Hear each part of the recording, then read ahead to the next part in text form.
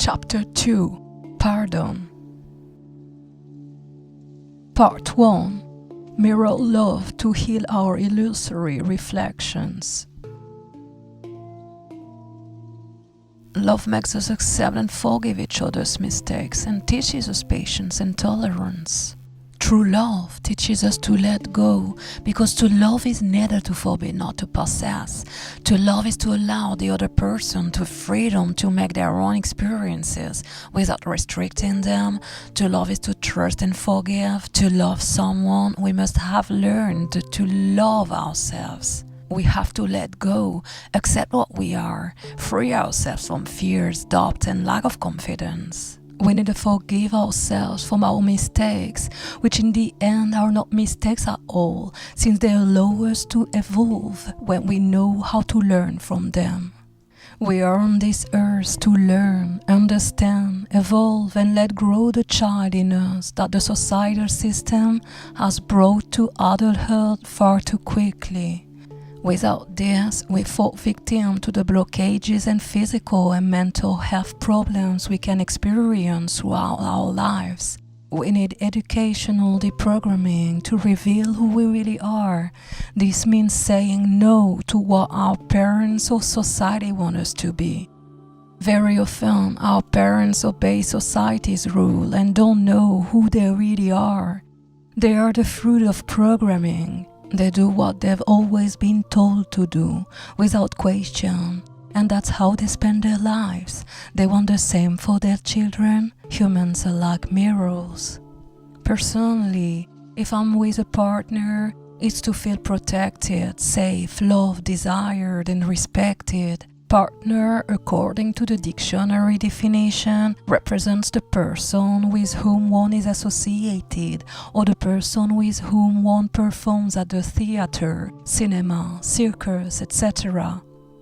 This second definition is symbolic of masks. This second definition is symbolic of the mask we wear throughout our lives. We don't behave in the same way depending on the people we associate with. And when it comes to intimate relationships, wearing the mask of perfection for a long time proves difficult. Swiftly, we find ourselves face to face with a stranger. The person we thought we knew and felt attracted turns out to be someone completely different soon after the relationship begins. So of course, this explains the divorce or breakup cases when both spouses are unable to accept their partner's new mask. Very often, what we reproach the other for is in fact what we don't want to see in ourselves. Seeing our reflection in the other person becomes unbearable, and this leads to a breakup. Men are from Mars and women are from Venus, but fortunately there are exceptions, and that's what we're sticking to. We keep hoping to meet the mirror that will bring out our beauty and qualities.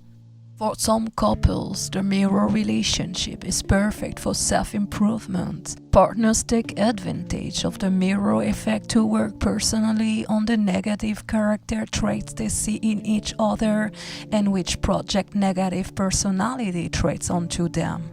In this way, they get the most out of the relationship. Growing together, evolving and accepting each other in this evolution, supporting, accompanying, reflecting and guiding each other must represent a relationship. But this requires a great deal of emotional intelligence and patience. Having a sense of humor is also essential to avoid susceptibility that could easily get in the way and prevent or slow down the evolutionary process of both partners. It's clear that if only one of the partners evolves more quickly, the relationship is unlikely to last. It's the person who goes the fastest in the evolution who will end the relationship. In this example, we are talking about more or less normal relationships, so I'm ruling out extreme domination relationships such as those involving narcissistic perverts or extremely jealous or sadistic people and so on. Personally, I now place respect very high on the list of values I adopt. I have experienced relationships with toxic people, and fortunately, I quickly understood the importance of not reproducing this destructive pattern. Women who are attracted to such relationships generally find it very difficult to break away from them, as an addictive mechanism is triggered. In general, people who are emotionally unstructured and deficient allow and tolerate abuse. Childhood traumas can trigger masochistic tendencies in the victim, who in adulthood fills his or her emotional needs with extremely possessive and often narcissistic perverse people. Narcissistic perverts are also a mirror for their victims, reflecting their lack of self-confidence and self-esteem, generally lost in childhood through patterns of psychological humiliation and sexual abuse.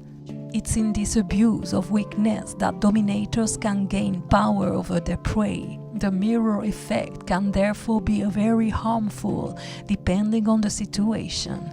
For example, relationships with narcissistic perverse people can be truly toxic for the victim. For healthier relationships, the mirror effect is a good way of seeing and working on what the other person reflects back to us. Relationships are a form of therapy. We're always reproducing our parents' patterns and what shaped our upbringing. The partner is often the image of the father or mother, and the couple's relationship is very often the same as that experienced by the respective parents. So we'll often be attracted to a partner who unconsciously reminds us of the parental figure. Reproducing the parental pattern in our relationship helps us to understand the way we've been brought up. It's a good way of realizing that we are reproducing a program that's usually not the right one for us because we are mimicking a pattern of behavior and thought. We act exactly like our parents because our unconscious has been programmed to do so, like a chip implanted in a computer to make it work. It's a programmed way of functioning. The couple is certainly one of the best ways to undertake emotional and cognitive restructuring. But this requires a huge awareness and acceptance of the character traits linked to this unconscious educational program. Personality change is possible by reprogramming our subconscious. This is what biologists Bruce Lipton and Joy Dispenza talk about when they introduce us to epigenetics through neuroscience. Beliefs are the main factor shaping the course of our biology and our lives because they control us by virtue of being in our unconscious. They are the result of a program that has been implanted in us from an early age. It's this same unconscious program, often negative, that builds our personality as adults. Beliefs are generally limiting since they form an integral part of this often destructive family and collective unconscious, the unconscious of society as described by psychiatrist Carl Gustav Jung. Parents, friends, and teachers who are like surrogate parents since they participate in our upbringing represent the family unconscious.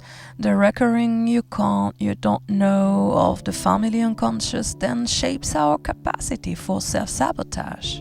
It's the famous imposter syndrome, represented by a psychological tendency to fear and constantly question. So we are more easily attracted to toxic people if our upbringing has been humiliating, even if only a little. It's usually a pattern we'll reproduce in the future. In this way, the mirror effect makes us aware of our own toxic behavior and enables us to take the necessary steps to remedy it. Changing your personality is not easy, but if you're motivated and want to become a better person, you'll find the tools to reprogram your subconscious with new beliefs. This is how we can free ourselves from toxic relationships, because we no longer accept being humiliated. In this case, the relationship is a way of reflecting the respect and love we feel we deserve and want in our lives. We need to be self-sufficient in our emotional needs, and this is only possible if we've learned to love ourselves. The partner comes next once we've done the introspective work of relearning how to love ourselves. In this way, we can complete the feeling of love by sharing it. A fulfilling relationship is really possible if both partners have worked on themselves. Facing each other means facing ourselves and the things we need to change if we want to be happy. We need to make peace with ourselves and transform ourselves into love and light. Intimate relationships are the most explicit when it comes to the mirror effect, but we also find this notion of reflection in our relationships at work and with our friends.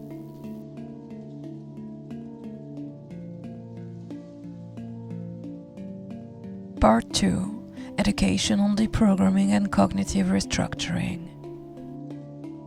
The world is like an open-air psychiatric hospital. Many of us have traumatic pasts. Some of us weren't really spoiled at birth and carry a heavy past on our shoulders, which is reflected in our present attitudes.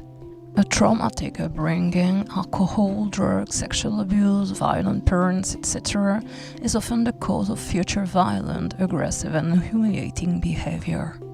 Children of alcohol-dependent parents have a high probability of suffering from FAS, fetal alcohol syndrome.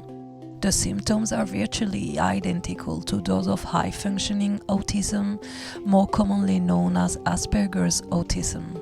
Adult children have great difficulty concentrating and paying attention and are highly aggressive. Their extreme emotional instability is the result of an alcohol-soaked placenta during pregnancy. They will have a strong tendency to develop neuropsychiatric illnesses such as depression, anxiety, schizophrenia, and so on. In addition, behavioral disorders such as attention deficit disorder, hyperactivity, obsessive-compulsive disorders, panic or rage attacks, sleep or learning disorders, etc., are likely to affect the child. Coprolalia, which is the repetition of insults, can also to a variable degree be found as a comorbidity linked to fetal alcohol syndrome or Asperger's autism. I'm still looking for evidences that we can develop autistic traits after birth. FAS is widely confused with autism, but these autistic personality traits develop because alcohol has crossed the placenta and affected the fetus. So what happens to mothers under extreme stress during pregnancy? What impact does stress have on the fetus? Prenatal stress levels have consequences for the child's cognitive and psychoaffective development, as well as medium and long-term psychopathological risks. Having loving parents is a sure foundation for personal and inner balance. Not having been the victim of a violent upbringing of parents who were alcoholics, drug addicts, pedophiles, or whatever sordid history some people sometimes have, is the foundation of a more or less balanced emotional structure. Living with such a past is not easy. Forgiving and working inwardly on accepting things is the symbol of unconditional love. It's hard to have confidence in life when you're so young and emotionally unstructured. One sentence, one word is often enough to change a child's destiny. For example, a mother exhausted after a hard day's work wishes for silence and tells her daughter, "Stop singing, it's horrible, you're giving me a headache." The little girl will grow up thinking that she really does have a horrible voice and will never dare to sing again. People are good or become good because they don't want to repeat what they've been through.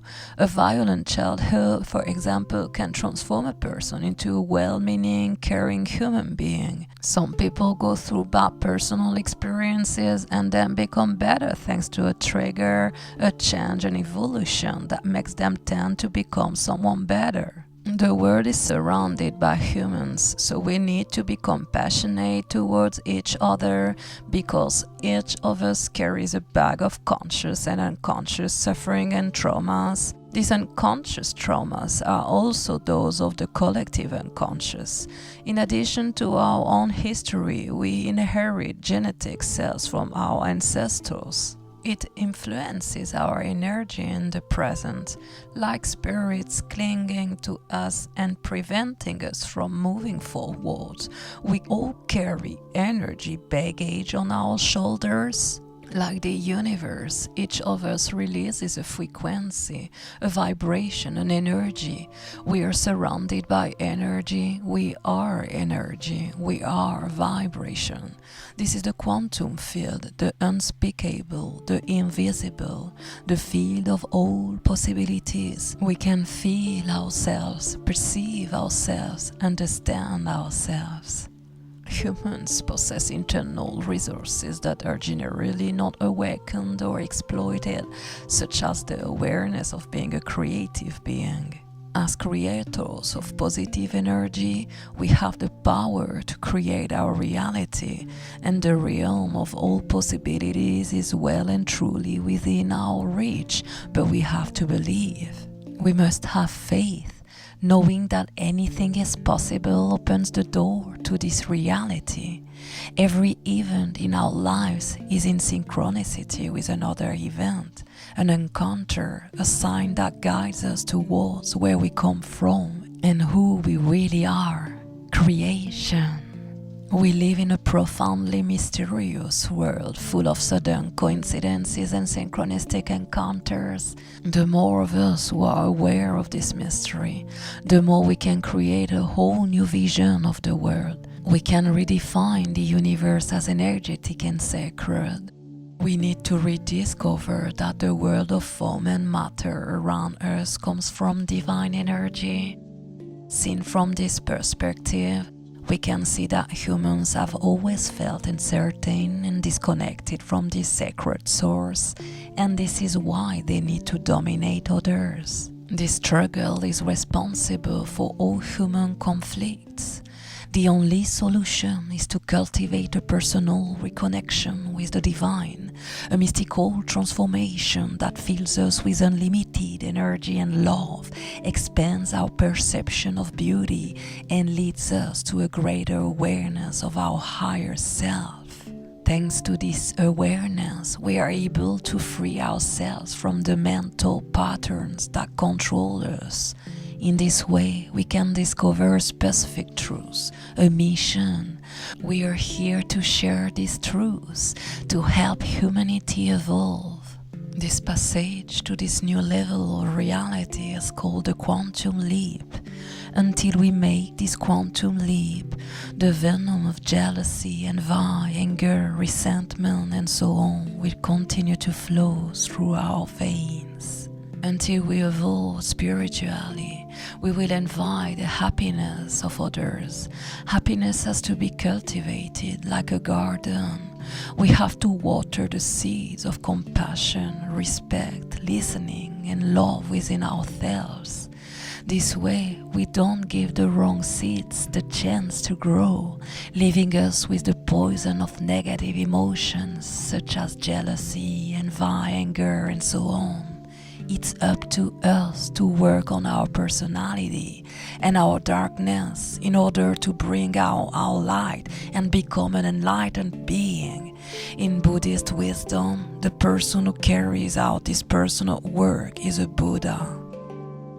Most of us have been humiliated, abused, manipulated, betrayed, and used, and this has resulted in the development of defensive personality traits. This is what we're going to detail right now. Part 3. Childhood Defense Mechanism.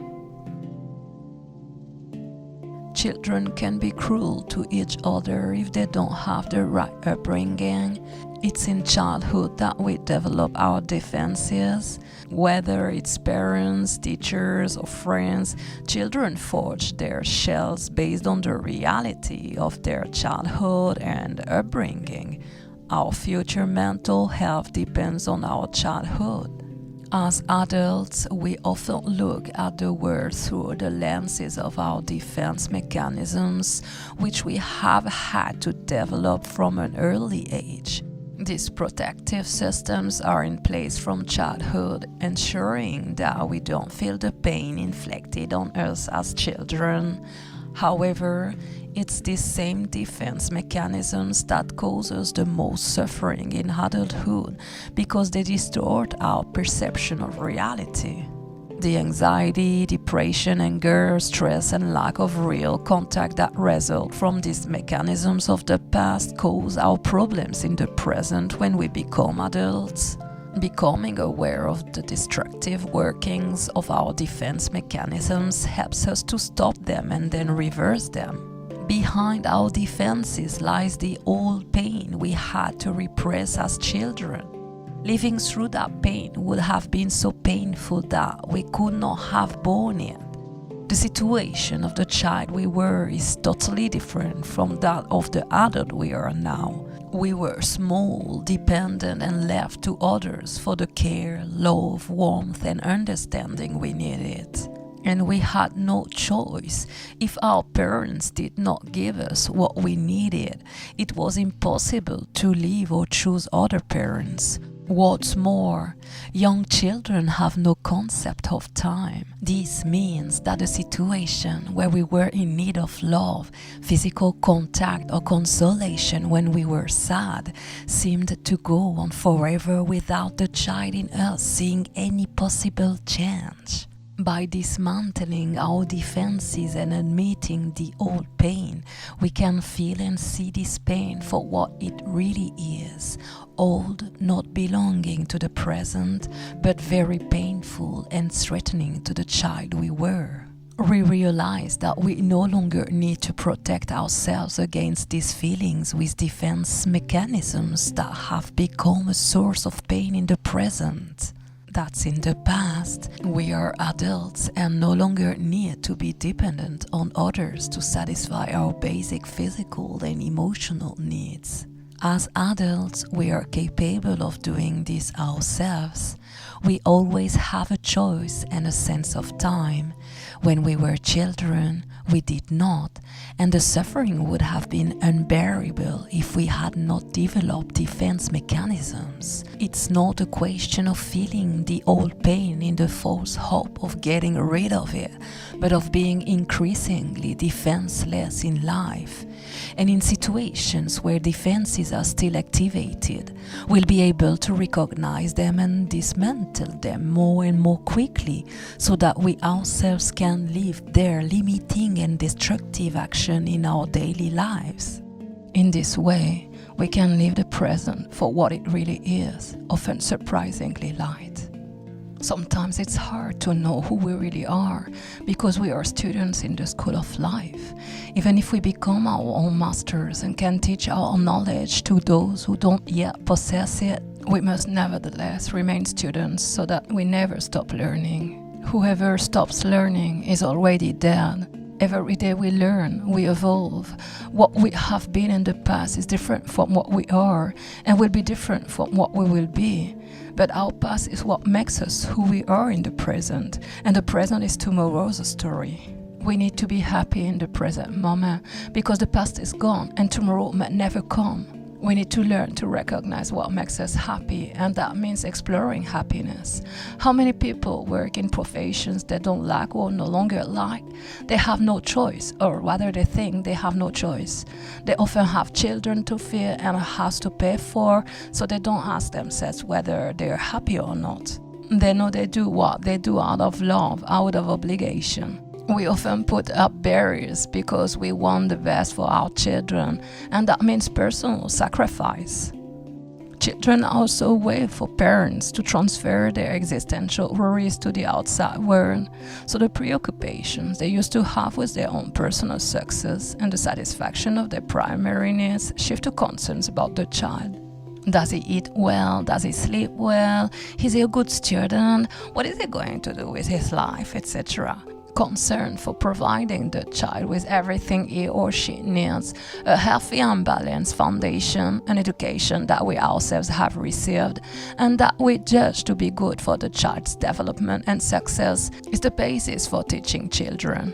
The child, for parents anxious to do the right thing, is a source of nourishment for the ego. A child's success means we've been good parents. Seeing your child succeed is an illusory source of happiness, since the ego is enhanced. My son has graduated, my daughter is pregnant, my son is a doctor, or my daughter is getting married, etc. The child is a transmission of genetic codes and educational teachings. The transmission of genetic codes influences the child's personality. In the same way, many children will express mental disorders repressed by parents who had a better level of adaptation. The child won't be able to hide these disorders, and it's by expressing the illness that the evil has been said. Children are often a way of healing parents who haven't done their personal karmic cleansing work, and it's up to the children to express the family's troubles. We often say it runs in the family, an expression which suggests that the transmission of character is hereditary and therefore irreversible. The latest discoveries in neuroscience have shown that changing the environment influences personality.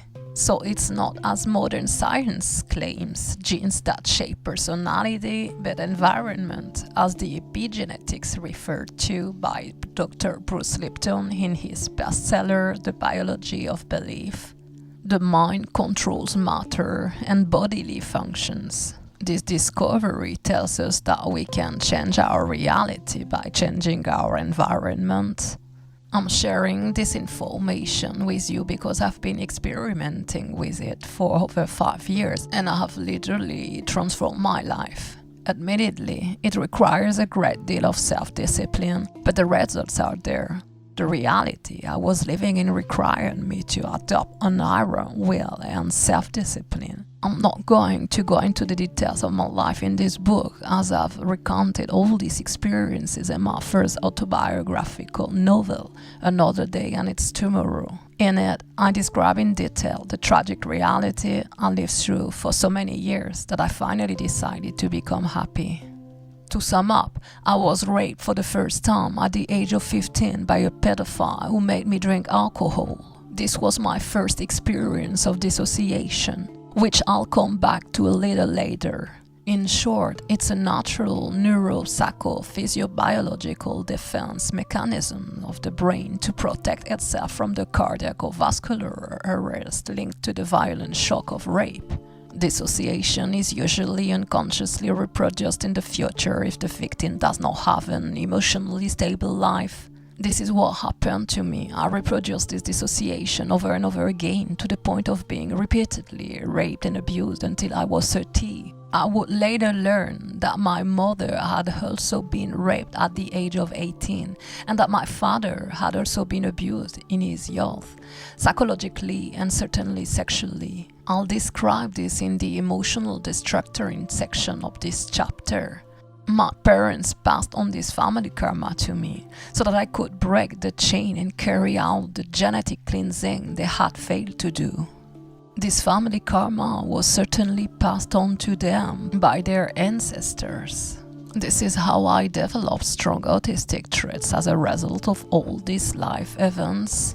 I was bipolar and borderline for a long time, with strong suicidal tendencies. I suffered from behavioral disorders such as hyperactivity, attention deficit, schizophrenic tendencies, anxiety, hypersensitivity, anorexia, and compulsive behaviors such as bulimia, kleptomania, sex abuse, drugs, alcohol, cannabis, and tobacco. I had extreme self-destructive behavior and I was really lucky to put myself out of it all thanks to an iron will and faith. I discovered neuroscience and decided to change my experience. At the time, I did not know how effective the power of thought is, but I can now testify to the treasure hidden in our subconscious. Neuroscience tells us that our thoughts create our reality. So I applied this, changed my thoughts, and my reality was transformed. Little by little, I repeated daily phrases of gratitude for the physical and mental health I was blessed with at birth. Of course, I eliminated all the toxic substances that amplify my autistic traits and replaced them with meditation, yoga, sport, and a healthy, balanced diet. In 5 years, I became a different person. I used to be very aggressive too, when I went into fits that I recognized as having been comparable to autistic fits. I really had to apply an iron self-discipline not to fall back into my bad habits in order to reprogram my subconscious and replace my old self-sabotaging program with a new powerful and rewarding one. I couldn't go on thinking I was ugly, stupid, and worthless if I wanted to be happy. For over 5 years now, I've been repeating positive affirmations over and over to feed my subconscious with new beliefs. I'll go into more detail on positive affirmations in the last chapter. The results of this experiment are unquestionable. The second book is testament to that, as is the fact that I learned Portuguese in a fortnight, Italian in 4 days, and became a music producer, multi-instrumentalist, and music video director to add visuals to audio. So it seems that not only does darkness turn into light, but the stronger the darkness, the more intense the light. A miracle happens. The power we have to transform our lives is joined by the grace of the divine that touches us. I did not believe in God before. I did not have faith, but now I'm certain that something helped me find the inner strength to believe in my healing. This something has given me unlimited faith in something greater, of which I'm an integral part. It's an inexhaustible energy and an infinite source of creation that rewards us for our gratitude and appreciation. It's the law of attraction I'm talking about in the last chapter. What you give to the universe comes back to you. Know that self and you will know the universe and the gods. A maxim from the Temple of Delphi. To know the invisible world, we first need to know our own invisible world and its astonishingly limitless creative capacities. Extrasensory perceptions have to develop, and whatever is lacking in the personality is transformed into its opposite, revealing potentialities we did not even know existed.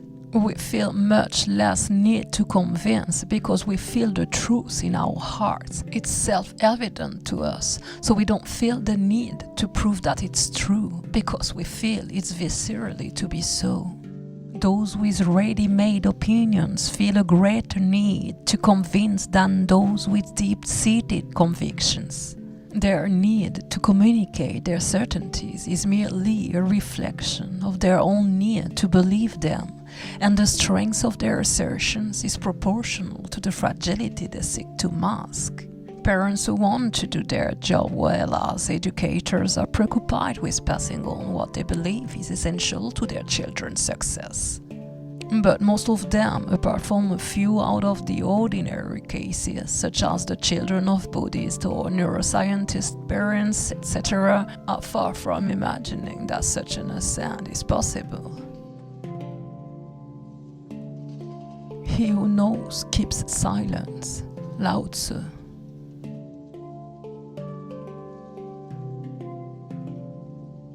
Part 4. Emotional Destructuring. As I explained in the previous section, negative subconscious programming leads to emotional destructuring, which can be more or less amplified depending on the individual and the intensity of the negative environmental context during the child's growth. For example, the conflicts and lack of communication between parents and children that often arise in the same relationship lead to emotional deficiencies and can have traumatic consequences on the mental health of the child adult. There's often this hate-love ambivalence between certain mothers and their daughters, for example, or between certain fathers and their sons. It can be so complicated. Unless it's normal, is it inevitable that the same feeling will interfere into every mother-daughter, father-son relationship? We sometimes pay a lot of money for therapies of all kinds, even for a simple session with a psychologist, and in the end, the simple fact of being able to share our lives with someone frees us from the weight of incomprehension, guilt, and shame.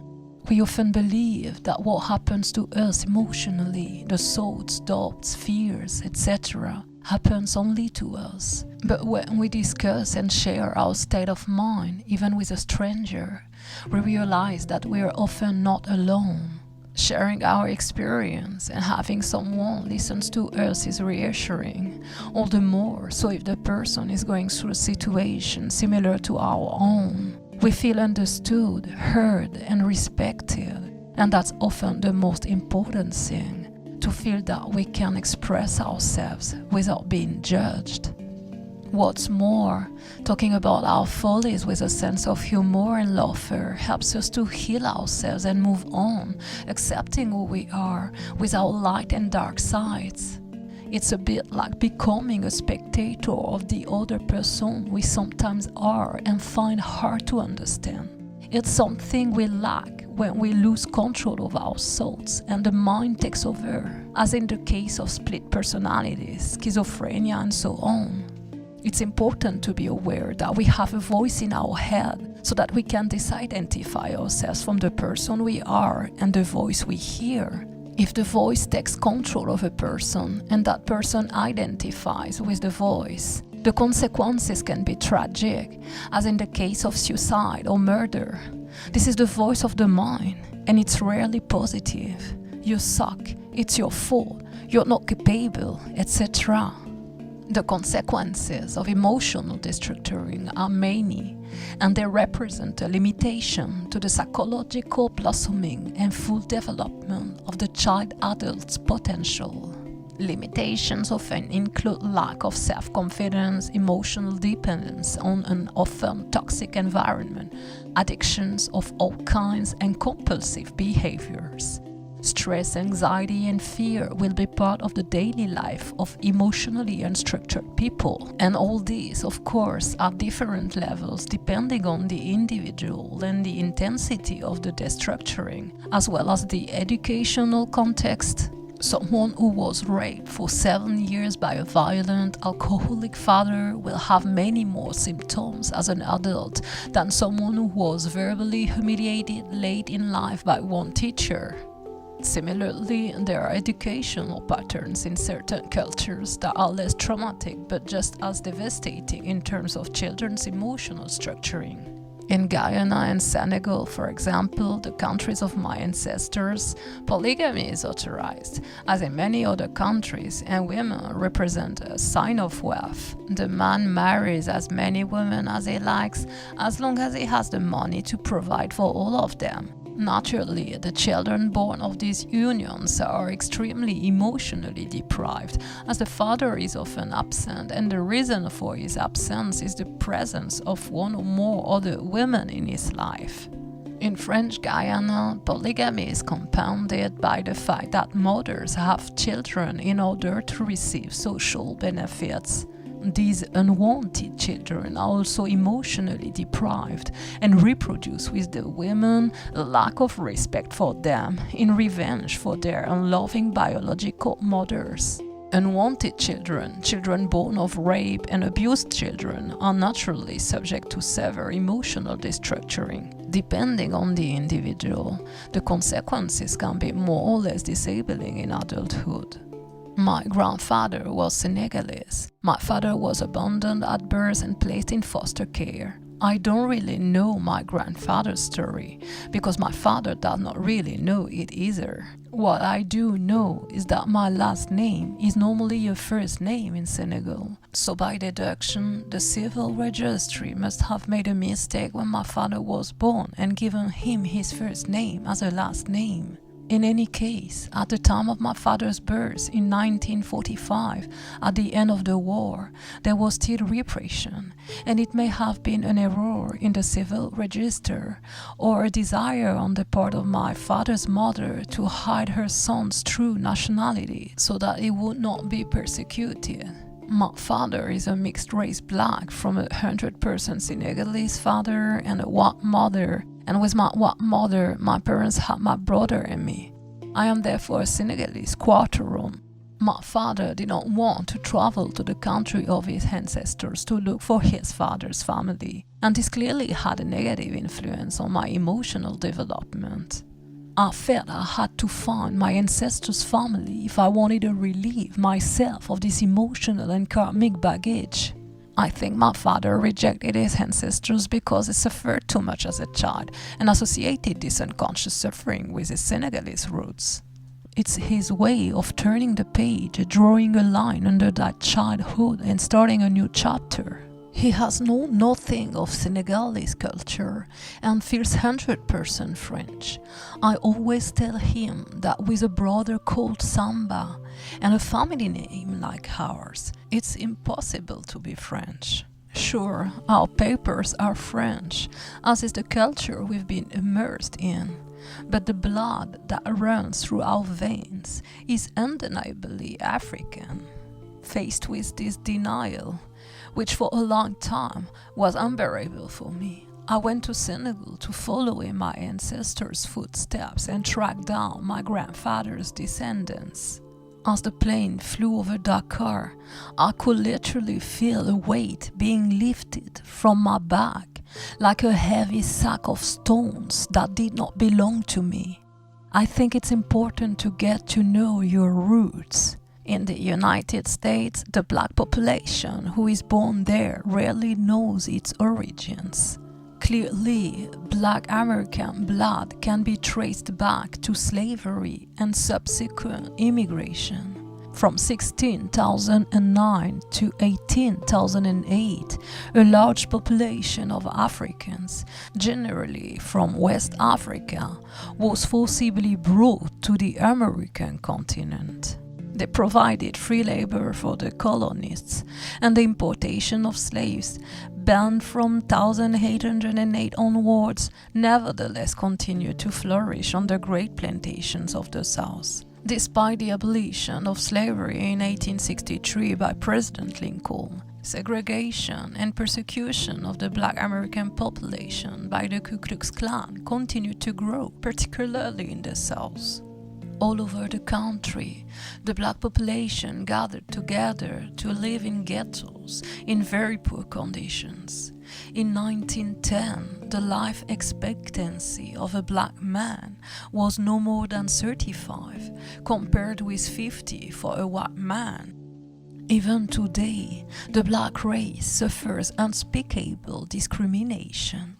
The mentality has evolved since the Second World War, and the African American community is increasingly present in the country's culture. But the collective unconscious of the black community is bruised by so many years of segregation and struggle. Many share Martin Luther King's dream of one day seeing their children live in a nation where they will not be judged by the color of their skin, but by the content of their character. This past has left heavy traces in the memories of the collective unconscious, and many black people today have no idea of the roots of their origins, which they hide or reject.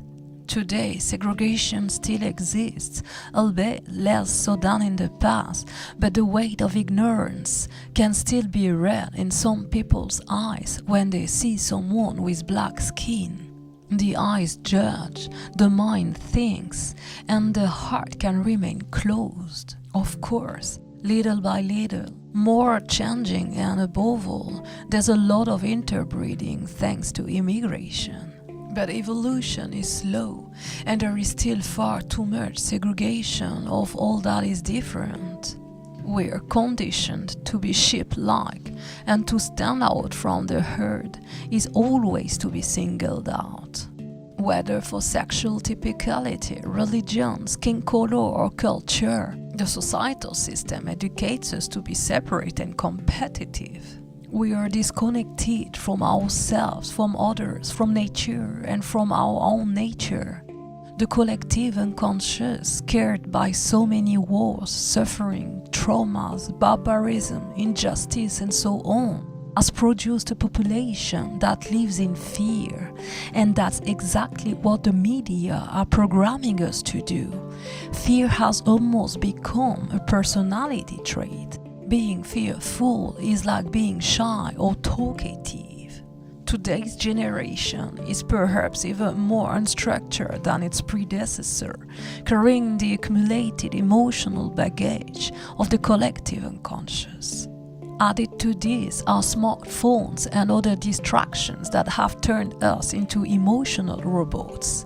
Distraction is better than living in the memories of a sordid past and embarking on psychotherapy in order to live a present free from the wounds of the past.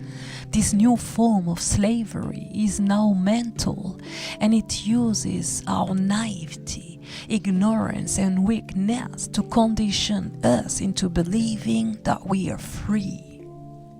In her book, Love Yourself and Life Will Love You, psychiatrist and psychoanalyst Catherine Benside explains the importance of understanding our pain in order to live our desire. Using examples from her own work, she explains how certain types of pain are so familiar to us that it seems normal to experience them, and even natural to put ourselves in the condition to relieve them. But these behaviors can and must be changed, faced with the limits they impose on us, and confirmed by the all too often painful experiences that follow one after the other. We understand that we need to evolve, both in our relationship with others and in the image we've gradually built up of ourselves, others, our life, and life in general. Little by little, we come to understand that we can no longer expect from the outside what can only come from ourselves. This is what we call a paradigm shift, or reality shift, if you prefer. Anything foreign and unusual to our world at first worries and disturbs us. We have no answers other than those we've been taught, no behaviors other than those shown to us as models during our childhood. All these ways of functioning, sources of conflict and worry, are behaviors that have been passed on, learned, and tirelessly repeated. It really is essential to our happiness to do away with the behaviors that hinder us and not to live the path laid out for us by others.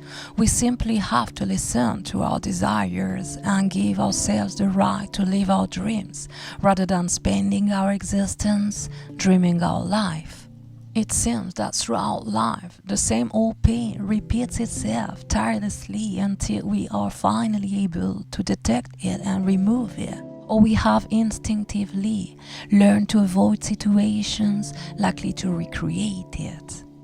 The circumstances that first triggered it are often impossible to trace, as they date back to a time when memory cannot reach us. The triggering experiences that can be remembered are already repetitions of this ancient pain. The type of relationship we have with others is so complex and goes back so far in our childhood that it's not easy to separate ourselves from it. Our behavior is the result of a relentless struggle to defend ourselves from pain we didn't understand and to resolve conflicts we weren't always aware of. Little by little, we adapted our behavior to the only survival options available to us. As a result, we got to know certain situations that generate stress and anxiety and got into the habit of adopting flight attitudes towards them. But while it may have been beneficial for us to listen to our fears so as not to put ourselves in a situation of suffering again, there is unfortunately a time when we suffer the consequences of our own defense mechanisms. We therefore need to discover the conditions under which this pain arises and what immediate reaction it causes in our body. A repetitive reaction to a repetitive situation, one or the other often escape us. We are merely powerless spectators. We need to protect ourselves from the unnecessary suffering associated with unavoidable aggression, which gradually leads to exhaustion. Exhaustion raises the threshold of receptivity to aggression.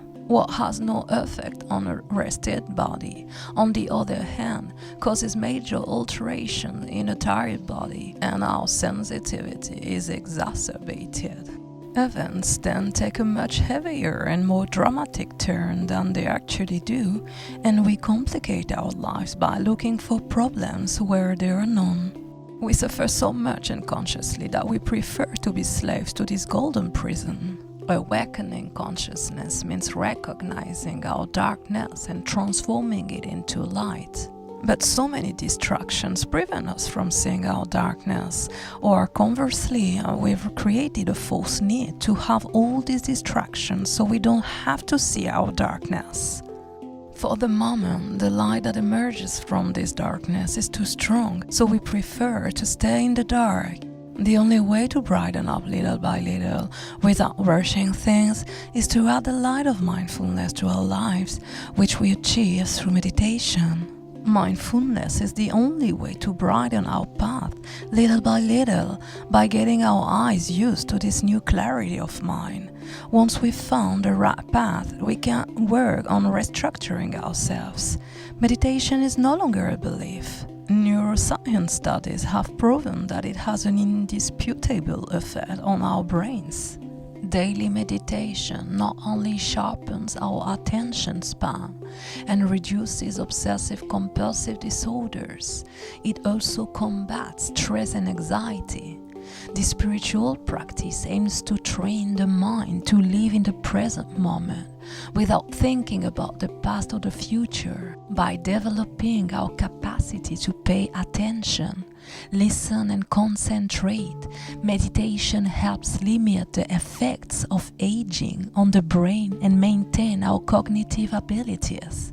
It has been scientifically proven that meditation results in the creation of new brain cell connections and promotes cognitive bias.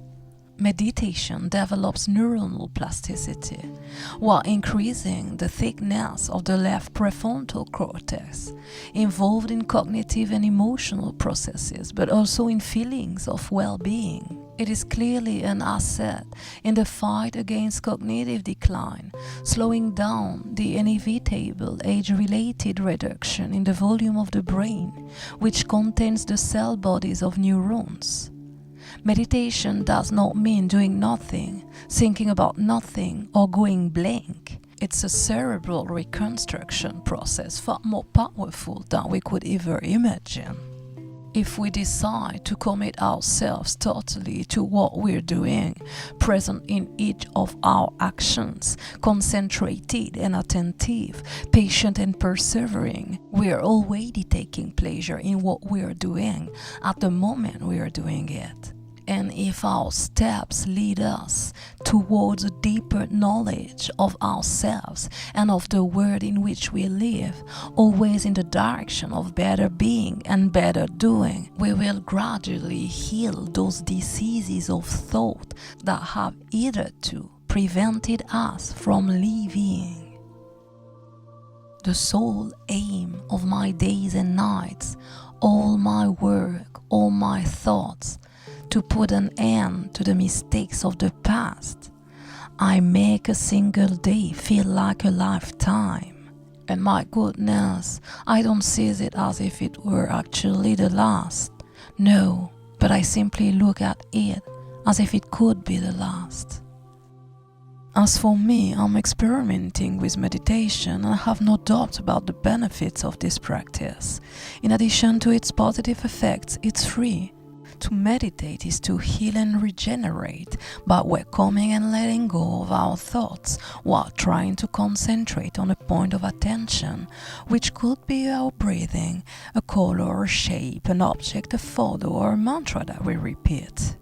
In this way, we prevent our minds from wandering into material preoccupations linked to the future or negative emotions linked to negative and often painful memories. Depending on the emotion of the day, we can choose a meditation focused on a point of attention or in a state of benevolent thought, such as compassion or forgiveness. In a societal system that aims to create an anxiety-inducing society, it's important to use wellness tools. If the aim of the system was to make us happy, connected to nature and to each other, then I would not be writing this book inspired by all the books I've read to reconnect with myself and the rest of the cosmos, with you. We haven't overthrown the system yet, so for now, our protection is our introspection. It's the remedy we're freely offered to forgive all barbarity and create a new world, a new earth.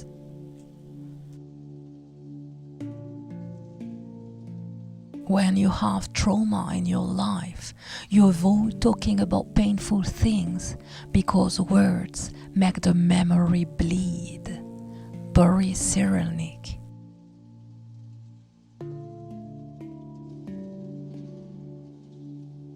Part 5. Decadence and Addictive Freedom. As is the case for thousands of young teenagers, the start of high school can be disastrous for psychologically fragile students. Public high schools offer teenagers far more freedom and temptation.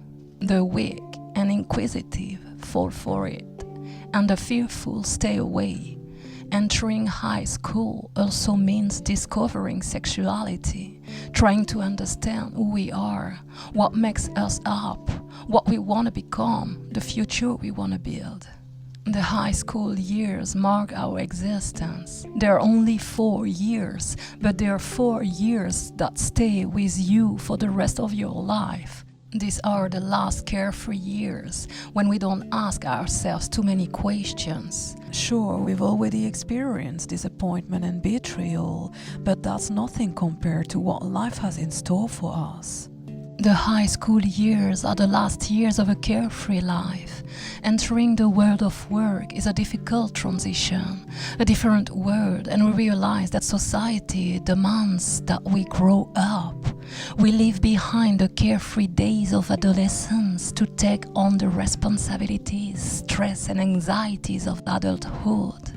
In this youthful craze for freedom in high school, drugs are often part of the experience of those who like to feel free and paradoxically degenerate a rapid addiction. The liberated, uninhibited spirit often finds itself trapped in the hell of this dilemma. Drugs and alcohol are societal scourges that are destroying the youth of yesterday and today. Children, teenagers, the elderly, everyone is affected, whether hard or so-called soft. We all need a way out, a means of escape. As far as I'm concerned, entering high school was a slow descent into hell, with each year getting worse than the last. In the second year, I lost my virginity with a stranger, a pedophile who abused my naivety by getting me to drink alcohol in order to rape me. I tell the whole story in more details in my previous book, One More Day and It's Tomorrow. But I'd like to come back to a few important points. It took me 10 years to understand that this man had raped me, because the day after the event, he was still present at the scene of the crime and acted as if nothing had happened. I just didn't understand what had happened and decided to block it out of my memory for over 10 years. For your information, rape is defined as penetration by sex or by an object without the victim's consent or psychological under pressure. More precisely, rape is sexual intercourse imposed on someone by violence obtained by coercion, which constitutes a crime under criminal law. A more restrictive definition stipulates that this sexual intercourse must involve penetration, while the old literate definition specified that it was violence done to a woman who is taken by force. In French law, it is a sexual assault, Article 222-23 of the Penal Code. Any act of sexual penetration, of any nature whatsoever, committed on the person of another by violence, constraint, threat, or surprise. Some countries, such as Germany and Canada, adopt broader definitions. In Canada, the crime of sexual assault has been abolished and replaced the offense of rape, notably to emphasize the violent dimension of the act and to include any form of non-consensual sexual touching. In the USA, rape is defined as any form of non-consensual sexual intercourse. In France, the criminal is liable to a sentence ranging from 15 years imprisonment to life imprisonment. For example, in the event of a repeat offense or if the rape is accompanied by torture. Rape has not always been punished. Some societies still tolerate it, and it's not even legally defined. Even when it is recognized as a crime, it is not always defined as the violation of the victim's consent. Today, rape by physical coercion is frowned upon in most societies. As for psychological coercion, few legal systems use it to define rape. Sexual assault by psychological coercion can be considered a frequent crime, the prevention and repression of which is fraught with difficulties in all countries. Even men are victims of rape, and it's not just women. What's certain is that all the men who abuse women must also have been abused, which is why they abuse in turn. They've been through the same thing, and they reproduce a similar pattern. As far as my story is concerned, I couldn't imagine that a man who rapes you would turn out to be an acquaintance of one of your friends, let alone remain at the scene of the crime. I couldn't imagine that I'd been raped, since the idea of rape is often accompanied by the idea of violence, beatings, even murder. My rapist hadn't been violent with me. He hadn't grabbed me by surprise, behind a bush, in the dark, in an underground parking lot, or in a deserted street. That's what we usually think of as a rape. It was worse because he was not a stranger.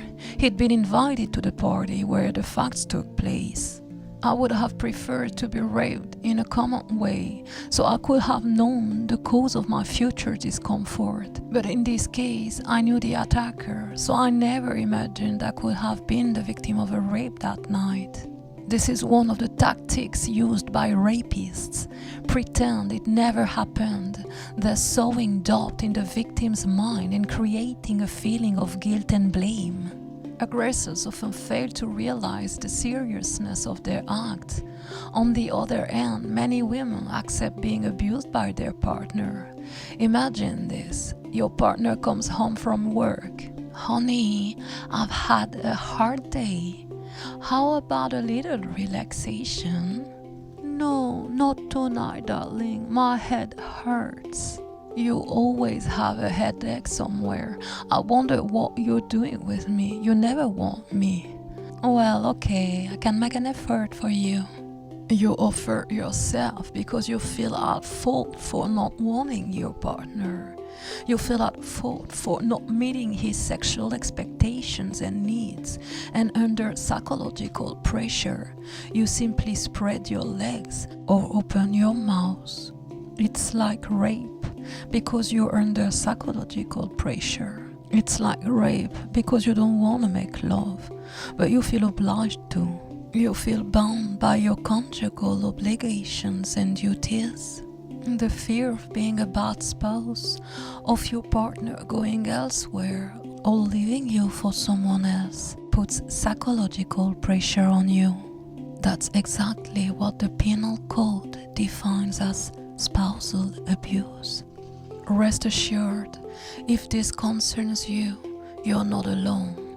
If you allow yourself to be taken advantage of, it's your right to refuse any unwanted intimate relationship. If you're in this situation, chances are you were sexually abused as a child. On the other hand, A loving and understanding man will respect your choice and won't hold it against you because you don't feel like making love. Don't feel at fault. Be persuasive and assert your no, whatever your partner may think. The idea of rape is difficult to accept on both sides. The man, on the other hand, often has no idea that you're feigning desire and pleasure. If you don't communicate your desires and expectations, the man can't guess that deep down you simply don't want to make love. Thinking about the TV program or the dish to cook while the husband persists in trying to make you have an orgasm is typical in many relationships. Logically, the sexual act should be a moment apart, where any thought other than pleasing the other person or pleasing ourselves should be excluded. If our minds are preoccupied with anything else, it's best to wait until we're ready to make love. The intimate relationship must take place with full awareness and consent at the right time for both partners, so that the term has its true literary meaning, to make love. Sometimes sex is used to discharge negative energy. For example, a busy, stressed businessman has a compulsive need to evacuate this negative energy charge. His partner is certainly not at the same level of tension as he is, and may not feel the desire to be intimate. A sane person who has not been sexually abused in the past will quickly see whether or not his partner is the right one. Better still, before embarking on any relationship, they'll ask themselves if they want a committed relationship.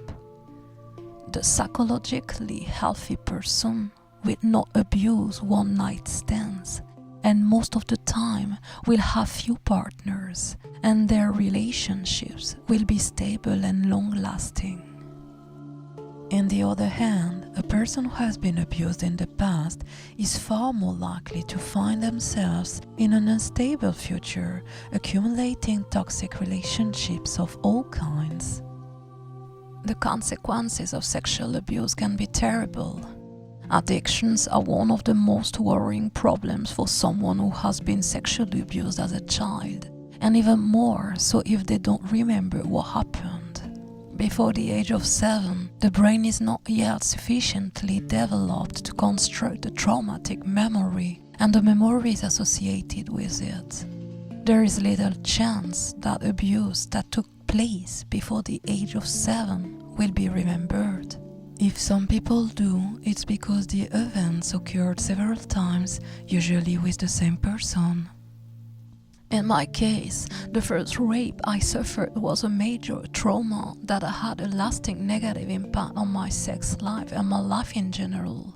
I found myself addicted to the effects of drugs, and unfortunately, I often let myself be influenced to try all kinds of substances, chemical and natural, LSD, ecstasy, cocaine, crack, cannabis, tobacco, alcohol.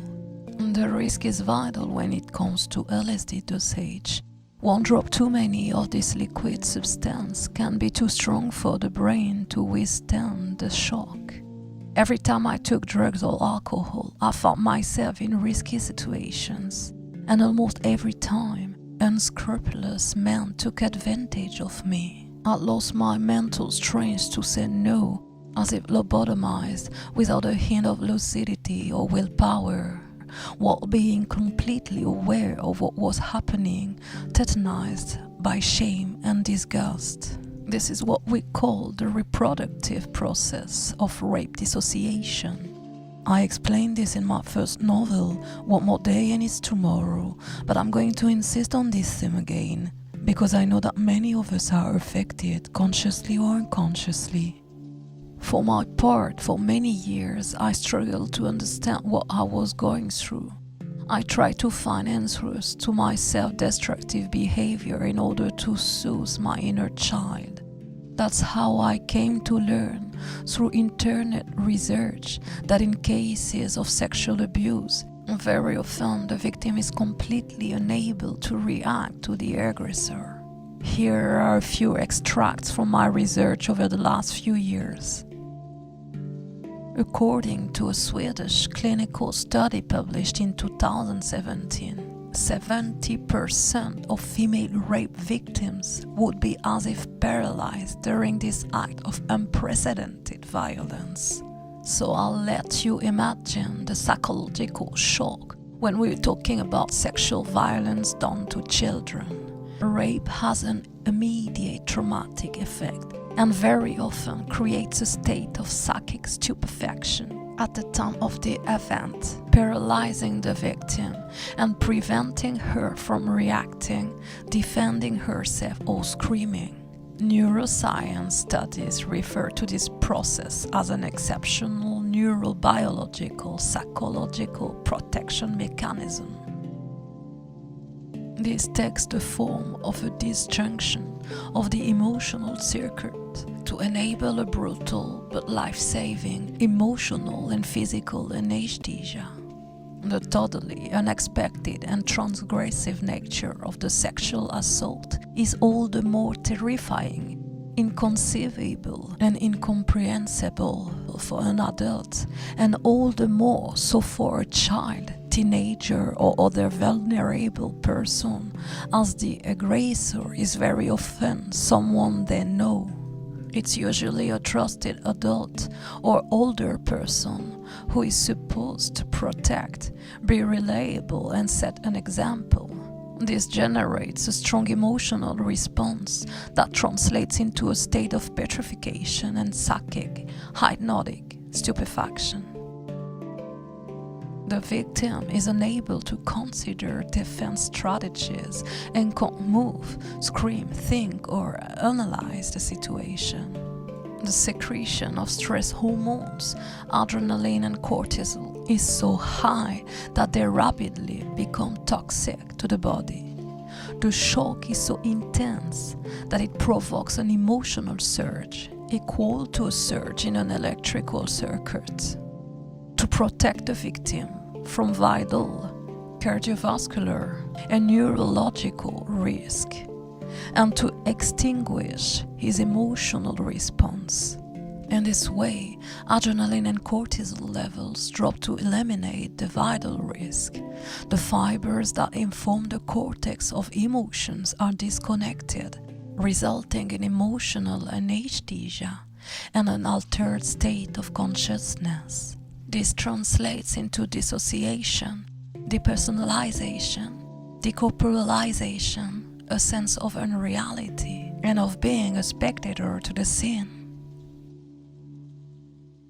Confusion in the perception of time and space, a state of indifference to one's situation, partial or complete amnesia of the facts, and of course, the development of a traumatic memory is also the consequences. This psychic and motor paralysis are compounded by the development of uncontrollable hypersensitivity, which causes the victim to relive the rape scene at the slightest reminder of the aggression, with the same sensory, visual, olfactory, tactile, and painful perceptions. These sensations of terror, dread, distress, and extreme stress mean that the emotional memory remains trapped, hypersensitive, and unchanging. It can be triggered by the slightest conscious or unconscious connection, or by sensory situations and sensations reminiscent of the traumatic event. It then invades the individual's consciousness, causing him or her to relive the rape scene in an uncontrollable and identical way, with the same distress, the same anxieties, and leading to the same overvoltage and vital risk. This disjunction of the emotional circuit is achieved thanks to the secretion by the brain of hard endogenous drugs such as endorphins, which is equal to morphine, and the effect of ketamine. To escape this risk of reignition and thus this intolerable and often totally incomprehensible anxiety and panic attacks, victims of sexual assaults must avoid any situation likely to recall or relate to the scene. But very often, the traumatic memory is continually reactivated and the suffering is intolerable. The only way out is suicide, or the development of disjunction mechanisms, which can be achieved by unconsciously reproducing the same kind of sin. The problem is that this unconscious duplication of sensations, in order to avoid the suffering associated with traumatic memory, leads to dependence on hard endogenous drugs, to which is added rapid tolerance and habituation. To reproduce this disjunction, which leads to a state of emotional amnesia and dissociation, some victims will resort to taking toxic substances, alcohol, drugs, overdoses, psychotropic. And very often, without understanding the reasons, the need will be so absolute for victims to see out situations with high stress levels that they will put their lives in danger. They will reproduce the same kind of traumatic reality by adopting dissociative, self-destructive and masochistic behaviors, self-mutilation, suicide attempts, induced pain, etc. Violence is therefore present on an ongoing basis and threats dissociative behaviors and the multiplication of situations that trigger this traumatic memory in order to escape it lead to this state of chronic dissociation in the victim. Depersonalization, altered consciousness and emotional anesthesia enable the aggressor to take hold of the victim, who is then totally vulnerable and unable to defend herself. Sometimes the hypnotic state of the victim even gives the impression of participating in the violence. In reality, it is the terror she feels that has put her in this state, as a psychoneurobiological safeguard mechanism necessary to avoid the risk to her physical and psychological life. All this has dramatic consequences for the victim's future, as she will develop personality disorders. She will present dissociative disorders, mood disorders with suicidal risk, and major anxiety disorders. This will take the form of anxiety attacks, phobias, obsessive behavior disorders, OCD, attention disorders with or without hyperactivity, and memory disorders. She'll also exhibit borderline personality traits. This will manifest itself in the form of addictive and risky behavior disorders, often sexual and life-threatening behavior on the road or in sports. She will also adopt aggressive and self-aggressive behaviors and often suffer from behavioral and eating disorders, anorexia, bulimia, as well as sexual and sleep disorders. She will also develop severe cognitive disorders and somatic complaints linked to frequent stress. This somatization will reveal itself in the form of chronic fatigue and pain, cardiovascular and pulmonary disorders, digestive, gynecological and dermatological problems, diabetes, and so on. The victim will present numerous symptoms and will disturb those around her by constantly complaining about the various symptoms listed above. They can't stand the slightest stress and often fail at school or at work. She'll be irritable, even explosive, confused, and her attention and concentration difficulties will make it hard for her to remember important things. What's more, in many cases, she won't be able to stand being touched, examined, or having sex, etc. Of course, this list of disorders is exhaustive and differs from one individual to another, depending on the case and his or her level of resilience, adaptation, and sensitivity. An individual with a high level of adaptation and resilience, i.e. a great capacity to bounce back from a tragic event, will develop fewer disorders. Similarly, if the person's level of sensitivity is lower, he or she will have fewer difficulties living in society, as he or she will feel less easily sensorial assaulted. As a result, they'll feel more at ease and integrated. Their unconscious will be much less active, and their life will be less affected. We need to free ourselves from past traumas, whether conscious or not. We need to observe our behavior and attitude in order to detect the patterns we reproduce, as well as our blockages, fears, and so on. Then we need to heal ourselves through various therapies, readings, and so on. Yoga helps enormously to unblock energy knots accumulated in the subconscious and in the body. On the other hand, meditation is the miracle cure for anyone wishing to transform the darker sides of their personality and life into light. Meditation enables us to work on the unconscious with forgiveness, acceptance, and compassion as our guidance. We give ourselves the right to live happily ever after. We understand that we have been inflicting the suffering of past events on ourselves.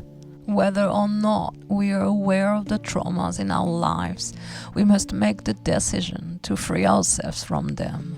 We must allow ourselves to live in the present, but without the primary intention to heal ourselves, liberation can hardly happen. Meditation and yoga can be used as unique therapies for healing, but this requires a great deal of self-discipline. In my case, in addition to sessions with psychologists, I experimented with other alternative therapies before learning about meditation and yoga.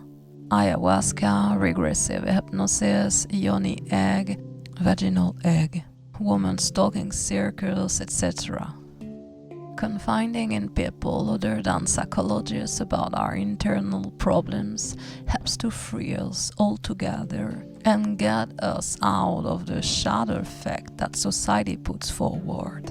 In the healing process, it's important to be able to talk about your psychological difficulties even to a stranger. Going to see a psychologist is still a taboo subject, and people find it hard to confide in each other. They're afraid of disturbing, offending, or being judged, and so on. And yet, between us, we're all the best psychologists there.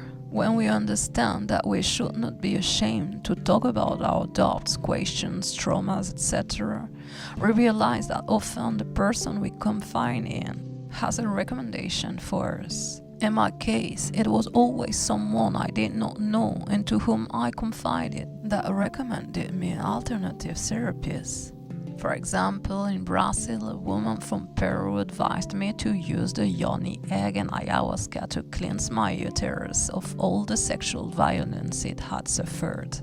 I have to confess I'd never heard of it, and it was traveling alone, far away and for a long time, that enabled me to meet the right people to help me in my healing process. As you can see, you need to explore life in order to free yourself from your past. A routine may be reassuring, but it won't heal your wounds. You really need to introspect and analyze yourself once and for all, then do everything you can to heal yourself. Finally, once you've turned your life upside down, experimented with all kinds of therapies, etc., you can give yourself permission to start a new chapter in your life. Your past will still be part of you, but you'll decide to stop identifying with it. It will no longer be the source of unhappiness in your present. You are free of it. From now on, it will be the source of your transformation. It's thanks to your past that you can build the new person you want to become. Mindfulness meditation plays a key role in this process. If you don't take the decision to allow yourself to be happy in the present, there's little chance of you allowing yourself to leave your past behind. Meditation helps you understand that the here now is the only door to happiness.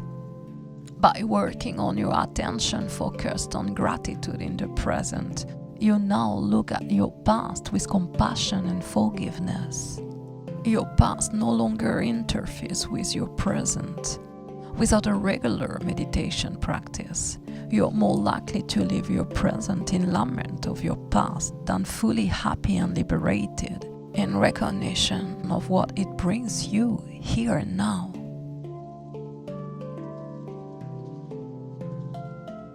Humanity suffers from post-traumatic syndromes as a result of wars, attacks, crimes, etc.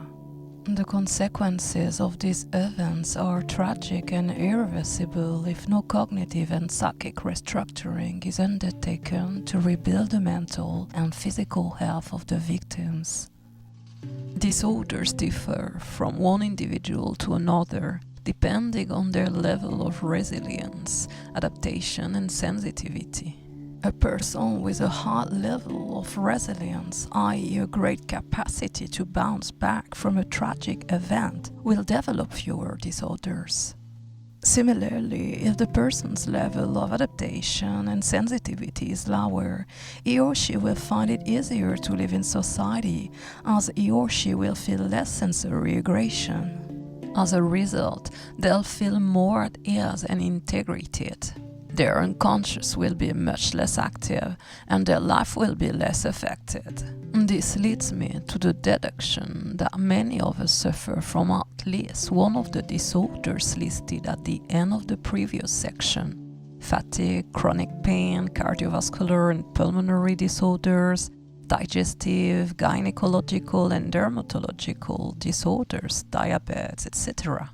Quantum theory explains that we are one, all immeasurably linked to each other. We carry within us the tragedies of humanity and the gangrene of evil that has perpetuated itself on Earth since the dawn of time.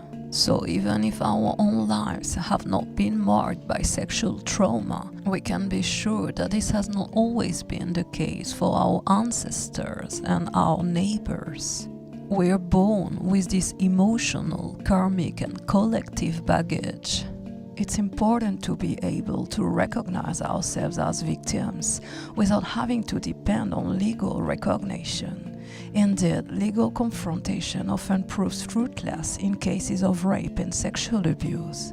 First of all, victims often have difficulty recalling the facts during the trial, as the chronic dissociation generated by the safeguard mechanisms results in emotional anesthesia. Emotions are cut off and a feeling of unreality prevails, as if we were talking about something we had witnessed rather than experienced. Finally, manifestations of personal traumatic memory amplified by collective memory are likely to provoke further psychic and motor paralysis. The victim's attention, concentration and memory will be impaired, making it difficult for him or her to recall the events. It's therefore often difficult to win cases of this kind. Victims are often not identified as such and treated specifically, as the psychosomatic disorders they suffer are often unrecognized, unidentified and undiagnosed. Doctors are also ill-informed, as psychotraumatology and victimology are not part of the medical curriculum. As a result, victims remain untreated or receive care focused solely on isolated symptoms unrelated to their traumatic cause. Anxiety, depression, sleep or eating disorders, addictive disorders or dissociative symptoms linked to traumatic memory.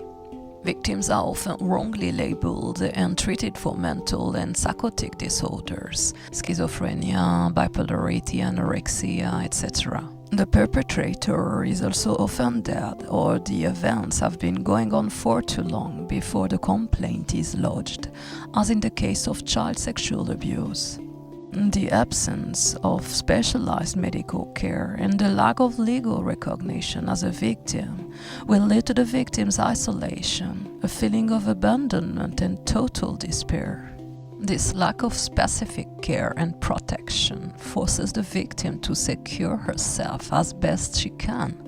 They will resort to avoidance behaviors, withdrawal, avoiding thinking or talking, avoiding any situation, emotion, or sensation related to the traumatic event.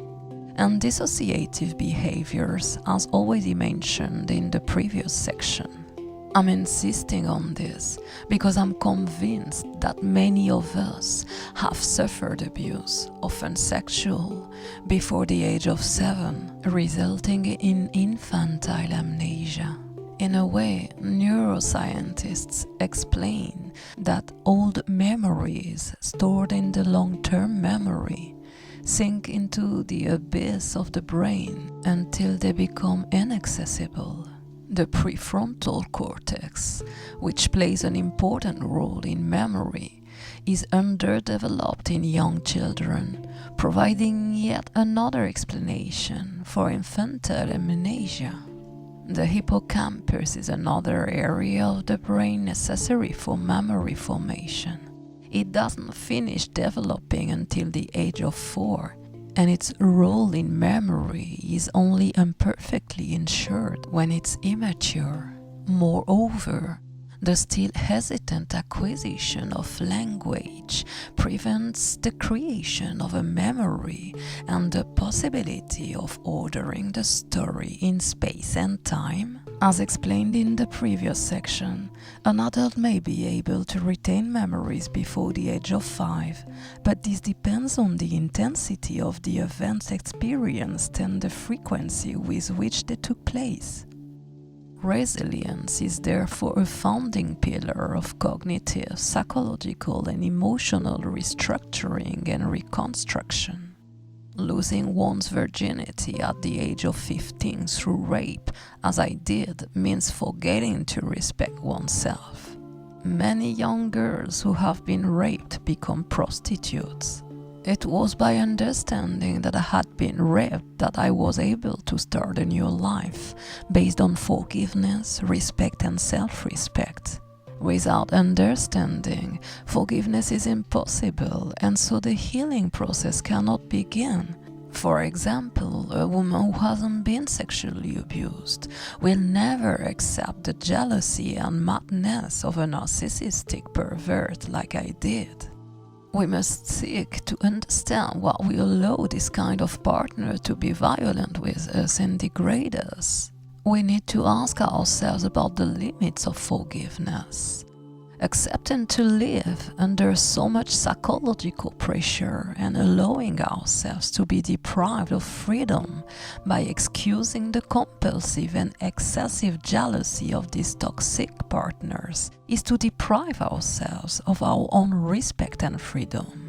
If we want this kind of toxic relationship to stop, we absolutely must give ourselves the love we need to be emotionally and psychologically independent. It's because the victims of these relationships don't love themselves enough that they allow themselves to be treated this way. The 5 wounds of the soul described by Lise Bourbeau, which prevent us from being who we are: rejection, abandonment, humiliation, betrayal, and injustice, help us to understand the dependence on these perverse, toxic people. My own story makes me wonder whether people who are victims of perverse, toxic relationships must certainly have been sexually abused in their past. In any case, even if the abuse did not affect them personally, if we're really all linked by the law of the cosmos that quantum science talks about, then we're all linked to each other by collective trauma. We attract what we are. We go towards our reflections unconsciously. We go towards what we are and what we don't want to see in ourselves because we vibrate at the same frequency. For example, a drug addict is not attracted to a sportsman, nor a hippie to a businesswoman, just as a doctor won't marry a cleaning lady. We recognize each other and we attract each other according to our affinities, lifestyles, culture, beliefs, wounds, and traumas. It's as if we attract our reflections so that we can bring our shadow selves to light. This is how the healing process can take place, through awareness of our shadow selves. We are free to choose what we want and to do only what we want. Don't allow anyone to degrade you. Get away from people who don't value you, who humiliate you, envy you, belittle you. They make you lose your self-esteem and self-respect. Surround yourself with people who make you feel the vibration of love, who gives you hope in life and confidence in yourself. When I decided to change the sordid reality in which I found myself, I left everything to travel and put my destiny in the hands of the universe. I don't know if drugs opened doors in my brain, but from the moment I wanted to get better, I started paying attention to life's synchronicities. I realized that life often put me in the right place, at the right time, surrounded by the right people to learn from each situation and encounter. It was clear to me that if you could find yourself at the wrong time, in the wrong place, with the wrong person, then the opposite was just as possible. And I wanted to believe that I would always be where I was meant to be, simply trusting in life and accepting everything it offered. As long as you don't create a paradise inside yourself, then life presents you with obstacles. We have to learn to overcome and accept them, as well as the tragedies it throws our way. After all I've been through, I now have faith in life. I'm breathing again and I'm happy to be alive. The journey has given me a new zest for life and improved my resilience. Some people are born with more advantages than others. As for me, I've got nothing to complain about. I've got a pretty normal family, and my parents in particular are not violent, alcoholic, or drug addicts. They love me in their own way, and what they've received is what they're capable of giving me, no more, no less. Whatever they've done, good or bad, I'm emotionally unstructured, like most people on this earth. Our parents are often also deficient in love themselves and therefore unable to satisfy our emotional needs. Resilience is our ability to be reborn from our suffering. In other words, it's our capacity to put negative events into perspective and to forgive. It was only when I discovered that I had been a victim of rape in the past that I was able to start a new life based on forgiveness, respect, and self-love. I was thus able to change my reality. The disturbances we encounter are external to us, but they affect us personally, as when my brother committed suicide, for example. It's a tragedy, but I have to go on living happily and adopt an attitude that will make me suffer less in the face of this tragedy. Only resilience, which is the ability to overcome traumatic shocks and be reborn from the suffering that follows, leads to acceptance, forgiveness, and the removal of guilt. I first came across the term resilience thanks to Boris Cyrulnik, a doctor, neuropsychiatrist, psychoanalyst, ethnologist, and writer specializing in the concept. He was born to Jewish immigrant parents in Bordeaux in 1937. The outbreak of the Second World War separated Cyrulnik from his parents, who were deported to Auschwitz. On January 10, 1944, at the age of 6.5, he was arrested during the border roundup. He survived the concentration camps by escaping and hiding under the body of a woman who was pretending to be dead. I decided to apply the concept of resilience and celebrate life in tribute to my brother who died too soon rather than sink into depression. I have to accept his suicide, even if I find it hard to understand its origins. I think he lost consciousness, exhausted by his work and psychologically at his wits' end. He must have been the victim of a burnout or a suicidal raptus, which mainly affects people suffering from depression or melancholia. I also feel that when we are awake, we can find ourselves possessed by a soul that is no longer our own. We become someone else, we lose touch with reality, and we listen to our negative voices. We are like receiving channels, connecting the visible world to the invisible world of energy. So when we are psychologically weakened, wandering souls, lost in this invisible world, penetrate our minds and take possession of them, as in cases of suicide and mental illnesses such as psychosis, schizophrenia, and paranoia. It's a theory I put forward because I've had a real feeling of being possessed every time I've lost my footing. But I always got up with the feeling of taking a new breath of oxygen. I lived it like a rebirth. Out of all my misadventures, I discovered a taste for travel. I don't know if it's due to internal instability, but I've always wanted to discover what lies behind the comfort zone. Certain places vibrate energetically at a very low level, and I have to get away from them if I want to be happy. The universe led me back to the right path. Since then, I feel much more serene and joyful because I have confidence in life. Writing this book is the culmination of years of suffering transformed into resilience, into rebirth, and it wouldn't have been possible if I hadn't kept hope alive in the darkest moments of my life. We must learn to perceive the signs that life puts in our path to guide us.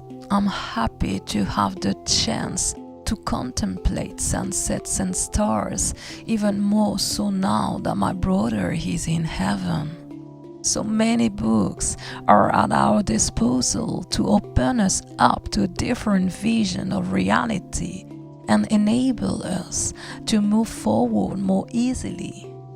Growing in the awareness of being and wanting to become a good person is an important path to reconciliation with our past, our history, our wounds, our suffering.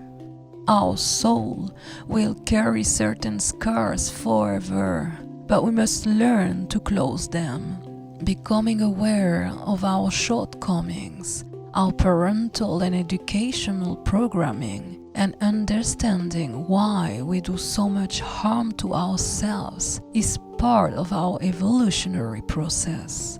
Forgiving in order to evolve into a different person, to be kinder to ourselves, to be a better person, to be kind to ourselves and to others is fundamental to our personal balance and to our individual, global, and collective well-being. It is in this very life that we must learn to be reborn here and now. So many people die every day in the despair and suffering of their past, and this follows them inexorably into their present. It is essential to our mental equilibrium and to the realization of a harmonious and fulfilling life that we learn about happiness. We have many tools at our disposal to help us overcome life's trials and draw lessons and strengths from them. In this way, we can live happily and free from suffering. In this way, we change the concept of individualism as we become self-sufficient and cease to be dependent on anything external to fill the life within us. This light that accompanies the happiness linked to our healing is called consciousness. Hope is life, we've been told, but consciousness transforms life, or rather our vision of it. Consciousness teaches us to accept the present as it is and forgive the past. It helps us to understand with resilience, compassion, and forgiveness the bad memories, suffering, wars, humiliations, anxieties, fears, atrocities, and traumas. It helps to close wounds and to forgive injustices and the blood that has been spilled needlessly for decades. Conscious gives hope that anything is possible, and faith that one day everything will change.